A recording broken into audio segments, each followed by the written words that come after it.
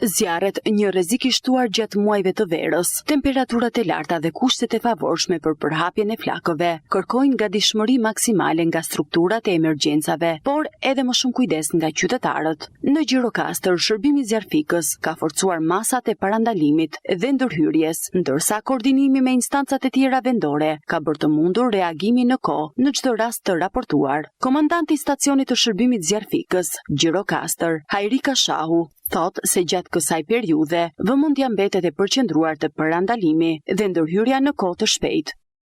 Është një situatë e qetë për momenti. Kemi patur zjarre, por gjithmonë kuptohet që tani ka ndryshuar zjarrvënia. Nuk na vjen zjarri ditën, na vjen zjarri i vendosin natën. Me thënë këta janë njerëz të pa logjikshëm, të pa mendoj unë, sepse nuk mendojnë për dëmet kolosale që do të sjellin zjarret. Dhe siç kanë sjell, ka patur dëme shumë të mëdha. Ne kemi patur, Gjirokastra ka patur, pothuajse nga zjarret kemi qenë një qytet që kemi patur shumë zjarre. Flas edhe për komunat.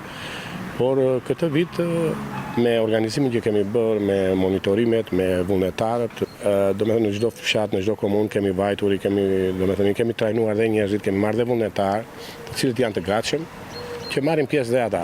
Por dhe bashkëpunimi me bashkinë është një nga punët kryesore që kemi, që bashkia na ka dërguar shumë njerëz në pikën e zjarreve, në pyje kullota flasim, se kështu brenda qytetit ne këto i shuajmë vetë, nuk kemi ndonjë problem.